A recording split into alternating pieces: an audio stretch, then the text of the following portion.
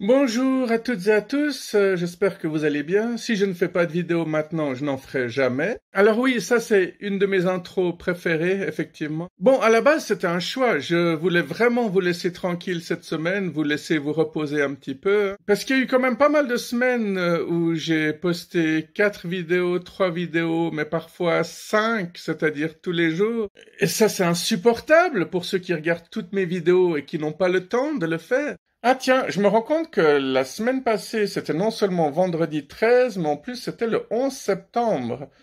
Bonne fête à tous ceux qui ont eu leur anniversaire le 11 septembre. Du coup, je ne sais même pas de quoi je vais vous parler aujourd'hui. Et si je vous parlais de toutes les conneries que j'ai faites à cause de mon trouble de l'attention?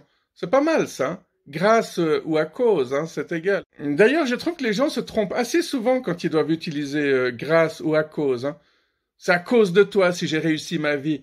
Et à l'envers, ça donnerait c'est grâce à toi si j'ai raté ma vie. Bon, tout dépend de ce qu'on veut exprimer, car c'est ce qu'on veut exprimer qui est le plus important, hein, dans la communication en tout cas. Ah, il y a tellement de vidéos que j'ai envie de faire. En tout cas, je vais pas chômer ces prochains mois, hein. J'aimerais beaucoup faire une vidéo complète sur le trouble de l'attention.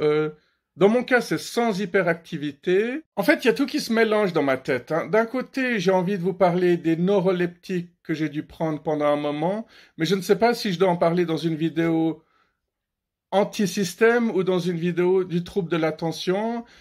Parfois, j'ai aussi peur de me répéter. Pour ceux qui regardent toutes mes vidéos, ça doit être assez lourd. À moins que vous preniez ça bien et que vous considériez ça comme un rafraîchissement de mémoire, hein. Bon, est-ce que toutes mes vidéos ne sont pas anti-système d'une manière ou d'une autre, hein, au final? Il y a 6 ans en arrière, je m'étais fait diagnostiquer d'un trouble de l'attention, mais j'ai toujours su que j'en avais un. En tout cas, j'ai toujours su que quelque chose ne jouait pas, parce que même quand j'essayais d'apprendre mes leçons à l'école, j'y arrivais pas. Du coup, on me traitait de paresseux, de je m'en foutiste, et j'ai fini par dire aux gens, oui, je suis un je m'en foutiste et un paresseux. Mais même là, c'est un sujet de débat. Pour certaines personnes, si t'es pas riche, t'es direct un paresseux. Si tu tombes au chômage, t'es un paresseux. Si t'es au social, t'es un paresseux. Si tu vas sous curatelle, t'es un paresseux. Jusqu'au jour où ce genre de personnes se retrouvent eux-mêmes dans la merde, et c'est là que tout à coup, ils voient tout différemment. Leur monde bascule à 180 degrés. Quand on m'a diagnostiqué mon trouble de l'attention, on m'a dit « Ah, c'est dommage, vous avez une pression élevée, on aurait bien voulu utiliser la Ritaline sur vous. » Parallèlement, il y a toujours des gens qui sont anti-médicaments, et parmi ceux qui sont anti-Ritaline, il y en a qui disent que ça crée des hallucinations une fois que tu arrêtes le médicament. Donc voilà, pression élevée, on m'a prescrit des neuroleptiques. Ces neuroleptiques m'aidaient à dormir correctement la nuit, c'est-à-dire que je me levais pas du tout pour aller aux toilettes, et ça c'était le seul truc qui était vraiment bien en fait. Plus le fait que j'étais reposé, parce que avant de prendre ces neuroleptiques, j'étais souvent épuisé, et quand je dormais, je me réveillais avec le même épuisement, et c'était insupportable. Donc récemment, je suis parti en voyage, comme vous le savez certainement, et j'ai été un peu trop ambitieux parce que j'ai aussi arrêté mes médicaments pendant le voyage. Enfin, juste avant, et du coup, le sevrage n'est toujours pas terminé. Je le vis assez mal parce que je dors plus très bien tout à coup, hein. Je dors à nouveau comme avant de prendre mes médicaments. Bon, pendant l'adolescence et quand je suis devenu adulte, au début, j'avais aucun souci d'insomnie. Après des journées de travail épuisantes, je m'endormais n'importe où, dans n'importe quelle position. Les gens étaient même surpris que je m'endorme au cinéma. Je m'étais même endormi dans un festival une fois. Bon, là, je revenais de l'armée, c'est encore une autre histoire. Un truc qui m'a marqué, c'est que quelqu'un m'avait dit une fois, si tu t'endors devant un film, c'est que le film n'est pas suffisamment intéressant. Mais ce gars-là, il pensait pas du tout au fait que certaines personnes se lèvent peut-être à 6 heures du matin pour aller travailler. Enfin, la phrase elle-même, elle est débile. Si un film est vraiment intéressant, il doit pouvoir te tenir éveillé. Ça dépend aussi si tu vas au cinéma à minuit pour voir le dernier film aussi. Et suivant la semaine que t'as passée, bah, tu t'endormirais n'importe où, hein. Alors c'est débile, je confirme, de donner des neuroleptiques à quelqu'un qui est dans ma situation parce que au final, ça faisait office d'antidépresseur alors que je suis pas forcément ultra dépressif. Pour avoir eu une véritable dépression, je sais ce que c'est, hein, merci. Beaucoup de gens confondent le fait d'être en dépression ou d'être simplement déprimé, c'est pas vraiment la même chose. Les neuroleptiques que je prenais étaient pour bipolaire ou pour schizophrène, alors que j'ai rien de tout ça. Donc à grande dose, ça fait office d'antidépresseur, à petite dose, ça fait office de calmant, et je vous raconterai plus de détails dans une autre vidéo. Aujourd'hui, je voulais plutôt vous parler des petites conneries que j'ai faites dues à mon trouble de l'attention, et par exemple, ça m'arrive de ranger des assiettes dans le frigo, mais bon, au moment où je le fais, je me demande, mais je suis en train de faire quoi là? Ça m'arrive de vouloir me préparer un cacao, un chocolat froid, et je me rends compte qu'en fait, je suis sur le point de mettre du café dans mon lait. Mais l'inverse m'est aussi arrivé. Ça m'est arrivé de vouloir mettre une cuillerée de cacao dans de l'eau chaude parce que je voulais me préparer un café à la base.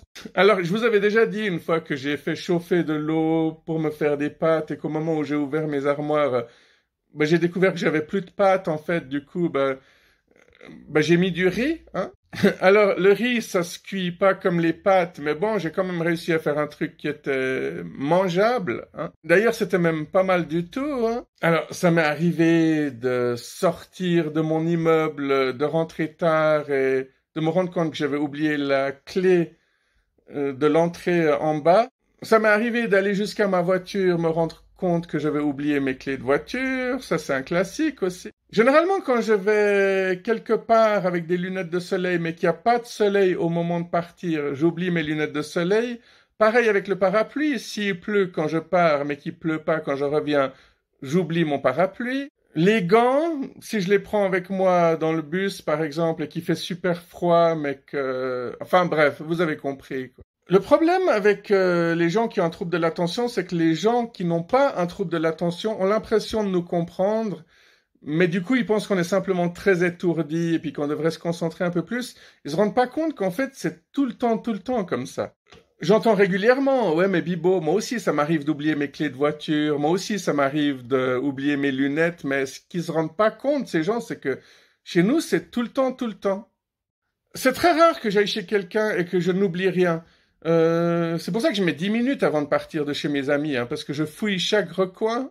En début de semaine passée, il m'est arrivé le truc que j'espérais qu'il m'arriverait jamais, c'est de renverser tout mon café sur mon clavier d'ordinateur. Alors ça n'a rien à voir avec l'étourderie, mais bel et bien avec la maladresse. D'ailleurs, je n'aurais jamais pu faire serveur, j'aurais tout renversé à chaque fois. Donc, j'ai eu le réflexe d'éteindre mon ordinateur et de retirer les prises, parce que ça, je savais qu'il fallait le faire. Par contre, on trouve pas très facilement sur Internet les réflexes à avoir tout de suite. Enfin, ce que je veux dire, c'est que le temps que tu marques sur YouTube, j'ai renversé mon café sur mon ordinateur, tu tombes sur des vidéos où la personne se présente, bonjour, bienvenue sur cette chaîne où on fait ci, on fait ça, n'oubliez pas d'appuyer sur le pouce en l'air et blablabla. Et pendant ce temps, ton ordinateur, il est en train de griller. Enfin, tu vois ce que je veux dire? Alors, je ne sais pas si ça vous est arrivé, mais ouais, je suis allé dans un magasin le lendemain et j'ai dit à quelqu'un si je pouvais avoir une sorte de souffleuse pour évacuer la poussière et le sucre qui se serait éventuellement accumulé ou cumulé dans mon clavier. La personne m'a parlé pendant 20 minutes en essayant de me persuader qu'en fait, ça me servirait à rien d'avoir quelque chose qui souffle à l'intérieur de mon clavier. Il m'a demandé si j'avais retourné le clavier, donc effectivement, oui, je l'avais fait dans ma baignoire. Et en fait, c'est assez intéressant parce que quand tu renverses quelque chose, tu as quand même le réflexe de retenir, ce qui fait que si tu mets du sucre dans ton café, la plupart du sucre reste au fond du mug, hein. À moins que tu sois doublement maladroit et qu'en essayant de sauver ta tasse, tu la renverses encore plus, hein. Mais généralement, c'est pas ça qui se passe, hein. Donc, j'ai attendu 3 jours avant de rallumer mon ordinateur. À la base, on nous conseille de le faire pendant 24 heures, mais c'est toujours mieux si on le fait plus longtemps. Retourner le clavier pour que tout le liquide ressorte, ça c'est une bonne chose aussi. Par contre, il y a ceux qui vont dire qu'il faut utiliser un fun et ceux qui vont dire qu'il faut absolument pas utiliser un fun car ça peut détruire l'ordinateur encore plus. Oui, parce que c'est arrivé sur mon portable, hein. Et le coup de mettre dans du riz, ça c'est uniquement pour les téléphones, pas pour les ordinateurs. Donc là, ça va, il a l'air de fonctionner. Je sais pas si le café à l'intérieur est en train de chauffer chaque fois que j'allume l'ordinateur, j'en sais rien, mais tant qu'il marche, c'est l'essentiel. Si vous avez des questions, vous pouvez toujours me les poser. Je pense que j'ai assez parlé pour aujourd'hui. On se retrouve la semaine prochaine. Prenez soin de vous. Gros bisous. Bye bye. Attendez, revenez. Ah tiens, je me rends compte que la semaine passée, c'était non seulement vendredi 13, mais en plus c'était le 11 septembre. Bonne fête à tous ceux qui ont eu leur anniversaire le 11 septembre. Et aussi à ceux qui sont nés un vendredi 13, hein, pendant qu'on y est.